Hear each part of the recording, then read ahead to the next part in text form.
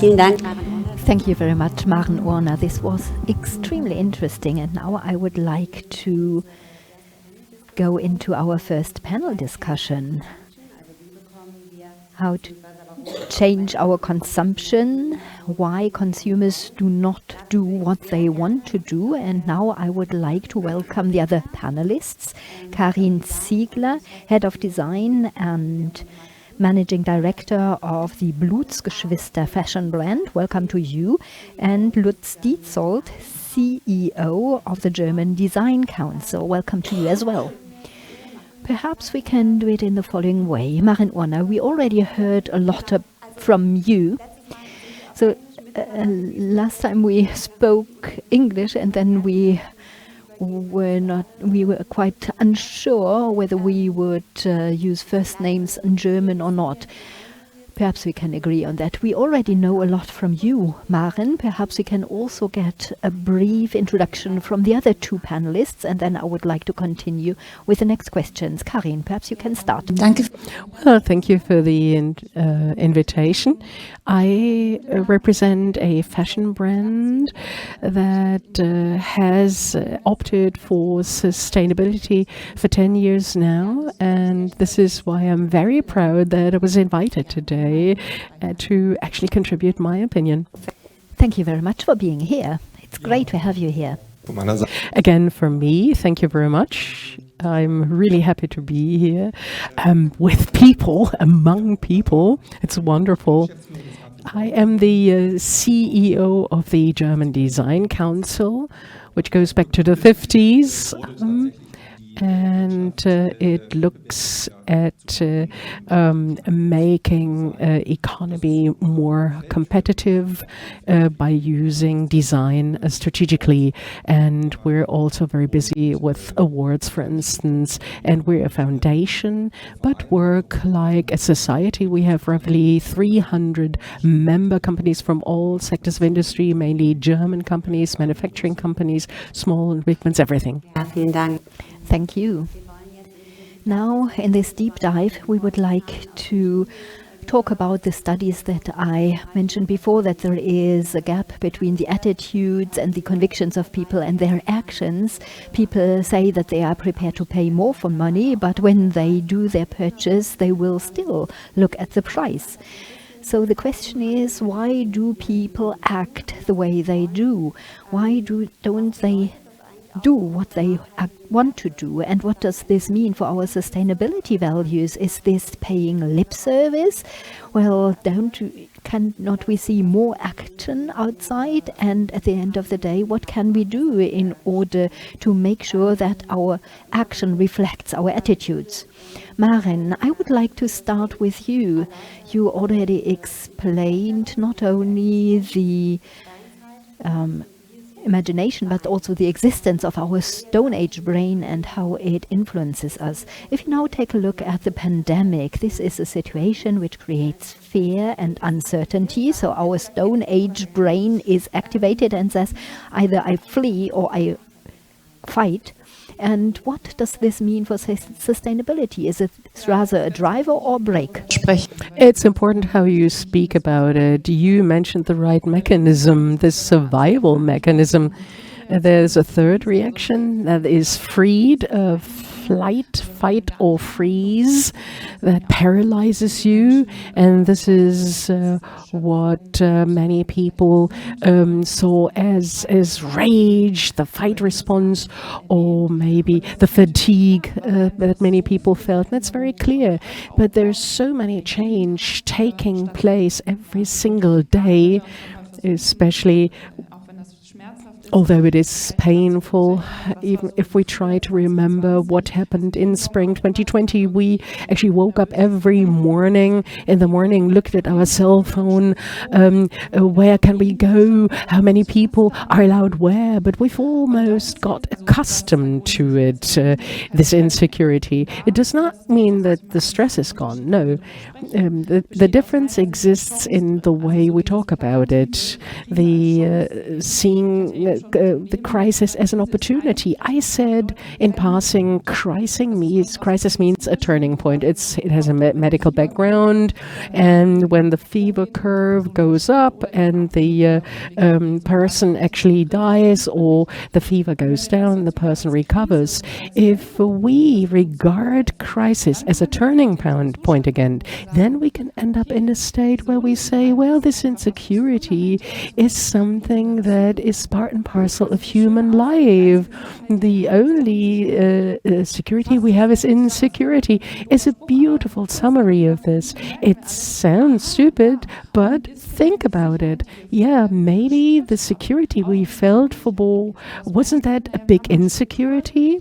What do I mean? Well, we have structures, and also in terms of sustainability decisions or economic decisions or consumption behavior, structures that suggest security. But now the decisive point arrives because we realize that it is not secure, it is anything but secure, that we really put on the long-term glasses. This is the challenge. Because if we take the long-term perspective, then in the medium term, we have to realize we're currently destroying the basis for our lives. And we have to clearly name and shame it. In political terms, in economic terms, what do we have to decide now to stop doing that?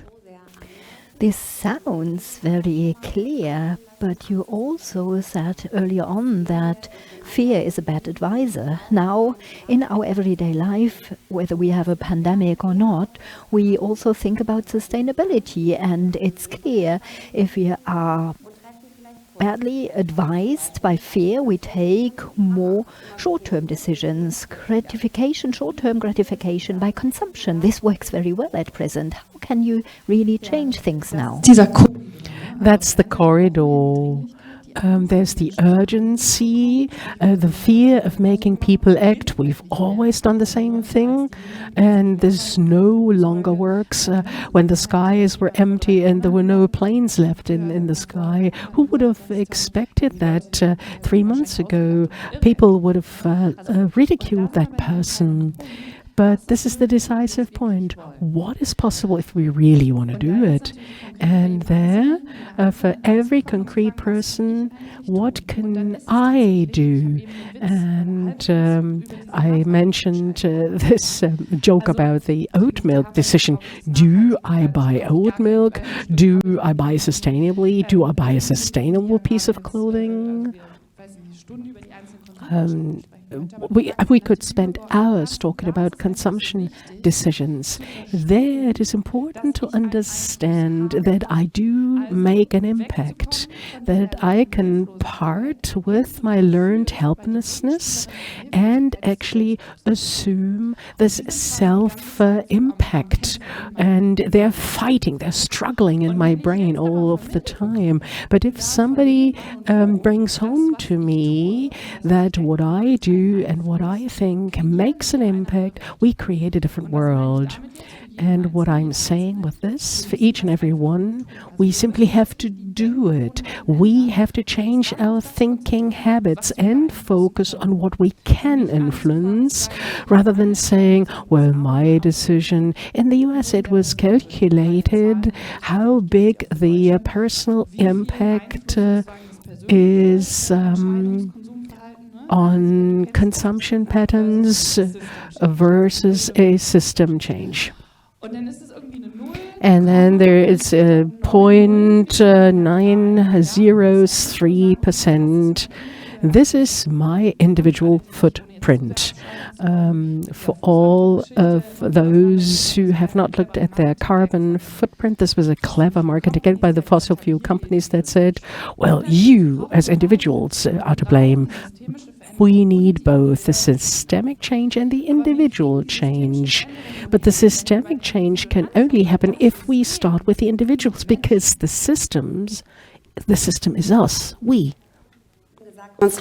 Yeah, you just said constructive journalism is not a topic that we talk about today, but let me nevertheless talk about it. If you talk about information, we are rather over-informed, which does not mean that we really know a lot about facts, but we are overwhelmed by information every single day, and also on the topic of sustainability. So basically we know what we should do, but then thinking about it, is it really worth it? Drinking oat milk or do without a certain product make it difficult again. So what would you say? And perhaps you will then also come to the more constructive impression. How can you orientate yourself in such a way that you can also act on this, so that the naive and curious and lenient mindset is really internalized and implemented? And I think you also sometimes have to ignore some information. What is your approach here? I'm so grateful that you mentioned this briefly. This is the be-all and end-all. And I do hope that this message got across during my presentation, that every thought, and this always is based on my interaction with the environment, changes my brain. In other words, I can, of course, think about the information that allow my brain to enter. Of course, I always select. Very often people say, if I only exclude the negative things, then I am ignorant. I say, wait a minute, the day has 24 hours. If we assume that somebody has a job and then actually meets family and friends, sleeps, eats, takes a break, does sports or exercise, then there are 1 to 2 hours left for an active media consumption. So which media do I consume, how and when? So moving away from the learned helplessness, and this means I rely on the push messages only and thinking that I'm an objective thinker, or I really sit down and deliberately say, these are the things I want to know. You just mentioned over or excess information. This is what really helps me to understand the world better. Maybe as an anecdotal proof or evidence for this, what I often do is I often do the Hans Rosling ignorance test. So I'm advertising the Effectfulness book by Hans Rosling. So this is a number of questions about the state of our world. How many people can have literacy? And we are all too negative about our view of the world. And this brings us back to the learned helplessness, because this does not help us to get going and to get to act. So the first challenge to overcome the negativity bias is to consume in a more conscious way. And I'm starting with information here. And all of a sudden we are in charge. We're moving out of fear and the ignorance and the insecurity. This is my decision now, and it really starts with each and everyone every single morning. Let me now also talk about fashion. There is the slogan, buy less, and now I also would like to open the discussion to the other panelists. This is now a slogan for people who really love fashion, who say, well, the new things, this is so great and exciting about fashion to have new things offered. But if I then hear buy less, this is a spoil sport. And I think you now have to reinterpret this slogan and to turn it into a different way. How can you do this? Well, I'm thinking of the Patagonia campaign, Don't Buy This Jacket. I think it's 6 years ago, and then many people bought Patagonia products, and they were reproached of actually using this as a smart advertising trick. Buy less. Sustainability must be the city center party where all the tickets are sold out. So how do we communicate about this? There is not the objective information or buy less. You might think how can we frame this now properly? This is the technical term from journalism. So which images do we use to make buying less attractive, to make this the hot ticket downtown, the party that is sold out? Because this is also a human necessity. Nobody wants to feel bad, unless this is a pathological case, nor do want people really be bad. It's incredible what human brains can come up with to convince themselves that they're good people. But this is the point. So it must be fun, it must feel right, and people have this intrinsic need to be good. And the great thing is that we have all of these studies from neurosciences, and we know what to do to make things feel better, to share, for instance. And for people who share, the person actually that shares feels better than the person that receives. So it's egoistic to share with people. So this is the point of departure. I'm speaking of neuroscientists now, but there's so many promising results on our true biology, human biology. Unfortunately, we're not telling the right stories yet. That's extremely interesting. So sharing as giving something because it's a better gratification than owning things for yourself. Good argument. Karin Ziegler, I would like to also ask this question to you, but I know that you also prepared a brief presentation for us. No? You didn't? Okay. Great. Then we can continue right away. So you are managing the Blutsgeschwister fashion brand. So the slogan "buy less," it is at least difficult for you because at the end of the day you also want to sell your fashion. This is what you live on. But I also know at the same time in the communication with your customers this is an important topic. Perhaps you can share some of your experience. How do you deal with this difficult situation? I not only live through fashion but for fashion.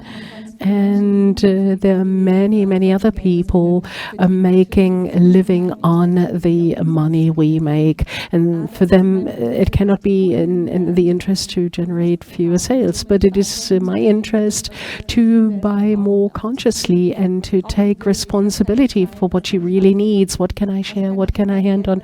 What can I repair? What can I wear for longer? I simply want to motivate that each representative, each shop assistant thinks about the load for the wardrobe, the load, the apparel load for the conscience, so that we as a label actually assume the responsibility. Could you explain this in a little bit more detail? Let's imagine a customer comes to you into your shop. How do you talk to the customer? What do you talk about? What are you sharing about your fashion? I hardly talk to customers or shoppers, really. I'm head of design. Well, we do talk to shoppers through our marketing by trying... Sorry? When I was asking you about your presentation, I just heard that there is a little film that you prepared. And if you like, we can watch it first and then we continue. Okay. Founding Blutsgeschwister, this has always been a dream of mine. I just wanted to change the world with fashion, but also in the way I design fashion for a long period of time, a fashion that all the women like, irrespective of the current trends, that you live history. This is the biggest inspiration. It's all about love. This is the big secret.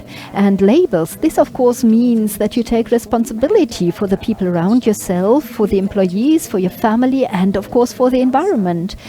And apart from that, I just managed to give myself freedom. This helps me be myself. Whom else can I be? I am unique. Schön, dass wir den noch zeigen können. Great that we could watch it. Fantastic. But now back to the question. You rightly said that you are not in the shop yourself. You are not often in direct interaction with your customers, but still I think that you've got a strong conviction what you want to communicate to your customers, and you also know what the customers want. So my question, what does it look like in detail? What can you impart as a brand, and what do you get in terms of questions from your customers? I have to say that we are not a brand that focused on sustainability to start with. We actually wanted to focus on a unique style, a beautiful style. And this is what our shoppers value. They want to buy something unique that they won't find in any other shop, in a quality that lasts and in a style that they can wear for a long, long time. This is what we've always wanted to do, even before we became sustainable. And my mission is to actually raise awareness. How can I take care of my apparel? How can I retain a piece of clothing? How can I actually prolong the life cycle? And this is a part and parcel of this. But this is a different story now. It's no longer the story that you have to change your clothes every season. Only the new thing is good and great to have. But to say no, because of the quality, because of the design, the clothes have a value for life. This was the case so far, and during the COVID crisis, I felt that we had already been on the way to fairness, also in the transition to sustainable materials, but this process needs to be accelerated, and the situation is serious, regardless of the price. All of a sudden, I was more prepared and active in this transition. I think we have really taken a position as a role model to show to our shoppers. You will continue buying cool apparel that you can wear for a long, long time, but we're taking responsibility and you're taking responsibility. Just one sentence. This perfectly fits in with a question, and I think somebody has to switch on my microphone again. So one sentence on this, because this fits in very well with the question that you asked before, to really create an urgency, the question that you asked me. So to see the crisis as an opportunity, but also as a driver, as an engine to tell people, now we have to do this. This is what I'm hearing for you. So to be a role model, to push others, and we have this phase, and this pressure from the outside can help. So this was a wonderful example. I just wanted to emphasize this again. So be part of the sustainability movement. Don't be shy, regardless of what the seal is called like. We try to be honest and transparent and to really prove this with the best of conscience for our shoppers.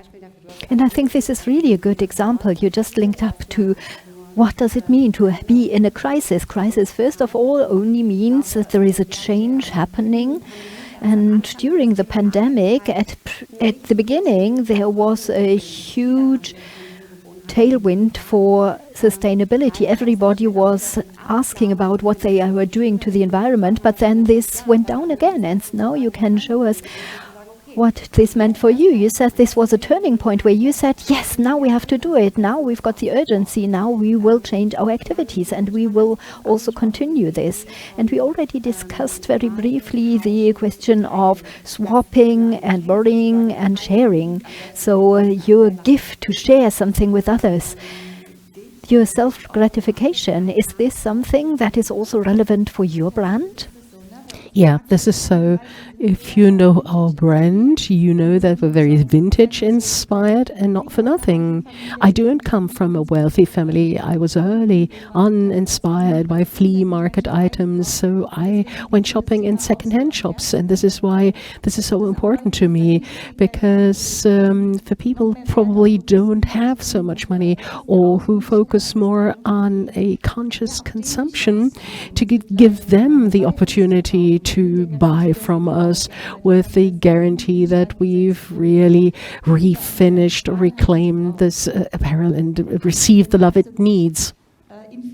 I'm infected by the idea to offer a second-hand concept, not only online but also offline, at our own 15 stores, and also actually encourage our retailers. Our shoppers have done this for ages. They have even created platforms for swapping apparel. I think that this is the possibility to escape this pressure of the season, the seasonal pressure. Hey, we do not have to actually launch something new, and we're doing the quality. That's great. That really sounds excellent. And Lutz, finally, over to you. I also would like to include you into our discussion here. Brands and communication are linked very closely. From your point of view, what can brands do in order to push the topic of sustainability and create new activities? Well, it was so exciting. My brain is so filled up now. I come from the design council, and this is really a marginal area. We come from the tabletop design area and durable products. And in our discussion, we often said, well, we had a Bundespreis für gute Form, and the German award for good design means when we discuss about purposeful design, then this is based on the experiences of fascism and the Second World War. It was a very ambitious goal to actually reflect on the Bauhaus ideas, but the underlying thought has always been good design as a valid design, to get a tableware that is the optimum, the ultimate tableware. And there the topic of sustainability was built in, so to speak. And this is why in the early 70s we made the Seit langem bewährt exhibition. So designs, products that had been produced for decades without any changes. And I have to admit, to achieve this has always been easy for me. This is good design, this is sustainable design, full stop. And then we thought, okay, maybe it doesn't work that way. We do awards, we present awards, then materials came into play, and interestingly enough, we have started looking at the fashion segment, saying, well, the supply chains, where they have really progressed to a state where other lines of industry have not gotten yet.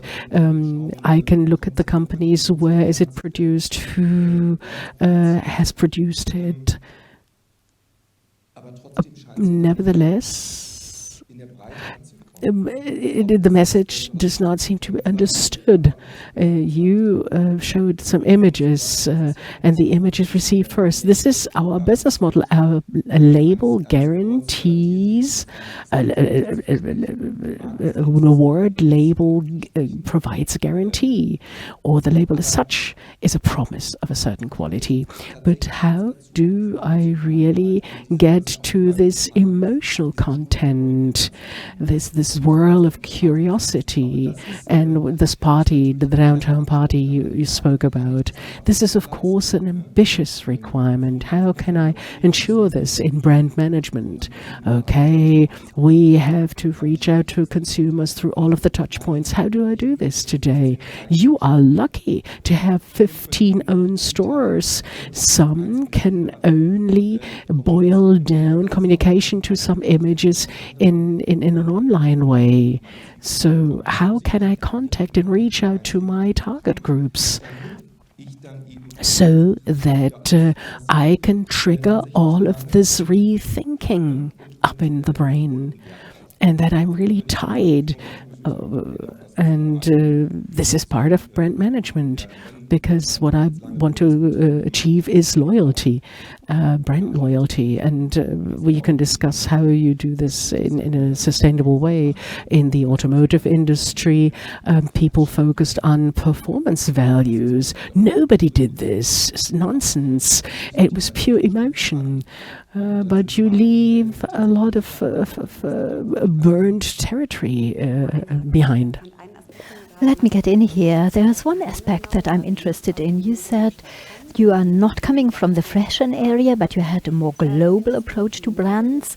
Do you think that the fashion industry is inspiring for you? Because here we've got a better supply chain transparency than in other brands. You can get inspiration from that. But one of the challenges is that conventional brands very strongly focus on now also show that they are green. Be it with a capsule collection, with one exclusive green line that they have amongst all their conservative lines. If you think about brand communication, what is their view? Where does greenwashing start and where do they really show sustainability? I think you really have to take a closer look at the type of companies. I can start from scratch with a blank fabric or canvas, and then I have huge possibilities. I can use this curiosity and develop matters.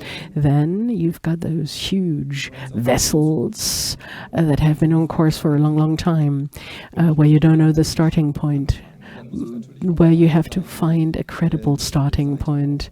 And on the other hand, I also have to focus and see how I chart the future course. They're the consumers who are driven by images. Then there are consumers who are looking for the story of the company. Can I find their story? Is this credible, the story they're telling? What is an extremely important aspect to me is the aspect of internal communication, of really communicating this change internally. You mentioned some exciting aspects. The new European Bauhaus initiative, we're taking part in this. So this trickles down sort of to the admin segment, and you try to realize projects. But whether this has really been absorbed, this credibility is really key. And it is so important for organizations, because organizations are made up of consumers, of human beings. And for them, the message must be customized. And I have to actually stand this critical view, outside view. Yes, I see this as an appeal that it's important for the brands to really internalize your sustainability values, to make sure that they are implemented in the entire company and lived in the company, and then you are no longer approached of greenwashing any longer. I would go even further, because we've discussed this internally. You have to start doing something quickly, but it is good to really tell the stories that take place internally, rather than saying we're doing this or that. Of course, all of the regulatory area, this is going to be harder for all of sectors of industry. Every product will be measured, not only human beings, so there is the regulatory pressure. But I also need the content. What are we changing inside the company? So this is the storytelling we need. And this is how you create credibility, because this will never be done. No, this is absolutely right. This is an ongoing process. Now, seeing the clock, I see that we now have to open the discussion for questions from the audience. Thank you very much so far. So if there are any questions from the audience, then this is the right time to now raise your hand and ask your question. And while everybody is thinking about their questions, I will continue, and I will now share the questions that reached us in the live stream. I think this is an exciting question, because this is also talking about the generation window. The question is the agility to want to change. This is something that only appears in the younger generation, while the older generation is just sitting there, is passive, is not wanting to embrace change. I will now pass this on to the panelists. Do we really have a generation gap here regarding the activities, or is the problem to be found elsewhere? Well, I can kick off with the neuro perspective on this one. One of the statements that I showed was that our brain changes all lifelong. And let me add, until the last synapses sparkling. So these are the connections in our brain. The very often older people say, I'm too old for that, I can't do this, I don't want to do this any longer. This is an excuse, and it's nonsense, like the separation between mind and body, because our brain changes the whole life through. But what we should admit, fairly speaking, is that the process slows down. Until mid-20, our brain is still in a very active development phase, and this is why among youngsters and young people the risk preparedness is a lot higher, because this area behind the front lobe is being developed. Without doing a whole lecture now, why is this important? Well, when my brain is still in this development phase, and when this childish naivety and curiosity is still easier to have, when the physiological basis is still flexible. But this flexibility stays with us for the whole life, and this is why it is so important to say that this change is possible, and that we create structures that reward this, that gratify this, that there is an applause when people stand up and say, well, this was an area, I have learned something new, rather than rewarding people who stick to their old obsolete position. Do you want to make any additional comments? I think sustainability does not have a target group. Sustainability is there for everybody, but everybody has to tap into it for themselves. If they want to start with food, yes, you can do this. My daughter is 16. She buys second-hand clothes, and I like it. I think it's great. I see that a new middle area is created that is green, and the young people will do it, but we also have to give older people the time. This is an important aspect, customizing the message and enabling. And this is why we've launched a new design award. We do a lot at universities in terms of reflection groups. Then the companies that are starting to change, but we cannot ensure the transfer. How can I get the players together and actually get them going? When I see a design, that's wonderful, but how do I really bring it to the market? How do I put it into practice?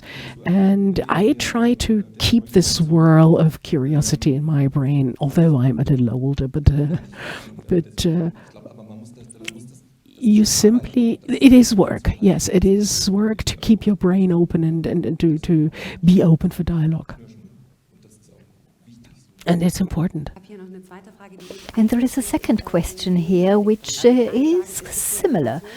Some people say there is a generation gap which is hindering this development, and the other question is, yes, but what do we want to do if the majority of people still stays too passive? And this is coming back to what you already mentioned in the beginning.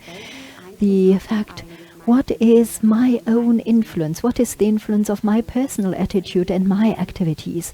So what would you say on this? Because this is a justified argument. This is not just crazy, but everybody knows the feeling, well, I act sustainably, but is it worth it? Shall I start? I don't have to. Well, this is exactly the crux of the matter, and this is why I am so thankful for this question, also for the one before, but this one in particular, because every single morning we can actually rethink this, and this is our attitude that we can change every morning. I'm always appealing to the silent majority, whether this is hate speech online or sustainable attitude, and this a percentage must grow, and the screaming minority must be shown our views differ. And it does make sense because we want to have a future on this planet, to put it in a nutshell. And and I'm speaking from a very personal and professional perspective. The important insight is if I change my attitude, saying that I can introduce a change if I always stay in this world of curiosity, while realizing at the same time is that I'm a social human being. If we're not Robinson Crusoe, and nobody's Robinson Crusoe listening today, then we're constantly influencing in our life other people. It does make a difference whether I'm a 3-year-old child or the federal chancellor or a 10-year teenager. It does make a difference, but I always influence other people, and the impact it has is of secondary importance. First thing is to say that you have to be aware of the importance of the messages you're sending. And when people say, well, the others aren't doing anything either, then I ask those people, why do you want to get up and live your life? And I'm not cynical asking that question. Well, you can stop living there. At the end of the day, it's a question of motivation and of a sense in life. And one final question before we then have to move to the next panel, but I think this is an important question. The question reads as follows: what do we do with the sustainable fashion in developing countries, in emerging countries, where the motivation for this topic is completely different because the life is more influenced by completely different problems and topics? So how is it possible to also talk about this topic in developing and emerging countries and to create a better awareness? Who would like to answer this question? Well, I think as a brand, you can do that. The more impact you have, the easier the reach to have. What we can do is we can create a conscience, an awareness with our suppliers. I would actually act with them on an eye level and try to radiate it to their employees and their families. I think that this is a positive domino effect that we can generate. So the way we produce, and I want to use this opportunity I have. For us, it's also the question that we want to get going. We have now a project that was on design networking, sponsored by the federal government, a German-Kenyan project where we create teams that work on topics together. And this really starts hands-on. We first try to find out, where are you in digitization? Some of the emerging countries are farther advanced than we in Germany. Also the classical topics that you have with cooperation projects, we have to really start on a whiteboard, and we have to then just get going and then also trigger some of the domino effects that you mentioned. This is extremely important. I think sometimes, or at least I can tell it from myself, we don't know enough. I think this learning, this intercultural learning, and actually taking along the awareness from other countries is very important, rather than thinking that you know everything. But to also look at the other perspectives and how to actually create joint perspectives. And what is important for me, I am in juries at Messe Frankfurt, where we also check the products, and then of course I check the labels and whether the working conditions are right, and then I can tick it off. But actually I don't really know what is really happening, and this is something that we should more focus on. Maybe one more sentence on shared or joined storytelling. Great how you described it. Hands-on, you said. What do we share rather than what separates us? And this is an answer to the generations. So maybe we share the same interest in the future. Very often I heard from people becoming parents or grandparents that they all of a sudden became more sustainable. And maybe this is good as a wake-up moment. Better late than never, I usually say. But maybe we should wonder what actually connects us with other cultures. And it can be easy things, the way you actually eat, to create a common basis and to then focus on the different perspectives, the different views on other topics. So I've created an input. There is a link between me and the others, instead of saying these are the others and we are here. Great conclusion for this first panel. Thank you very much indeed to all of you, and we will now continue without any break. Well, first of all, of course, a round of applause for the panelists.